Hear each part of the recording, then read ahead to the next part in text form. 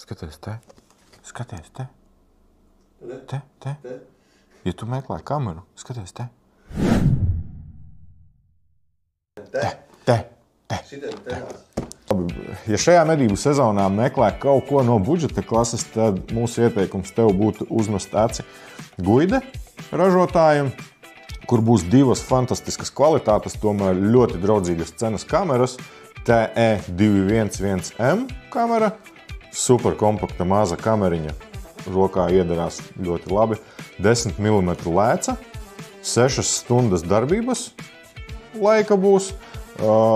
Kas ir ļoti patīkami, ka šādā te budžeta iekārtā iekšā ir ātrā uzlāde, respektīvi, ja tev viņa būs izlādējusies, pieslēdzot pie lādētāja uz 10 minūtēm, tu jau iegūsi vienu darba stundu.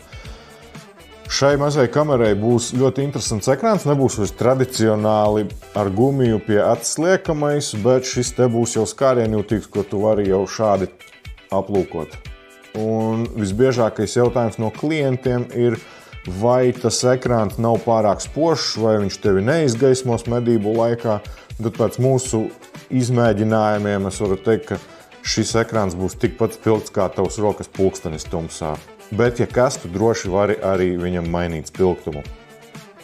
Kamera startā ir ar palielinājumu 1, darbosies līdz 500 metriem, uztvers objektu, ir iespējams ar viņu fotografēt, filmēt un arī mainīt krāsu paleti.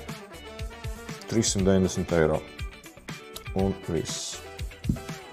Guide TE421, kas cenas ziņā būs 990 €. Nu, pēc mūsu tādiem apskatiem es teiktu, ka viņi varētu arī kvalitātes ziņā izkonkurēt kameras no 1000 līdz pat 1300 €.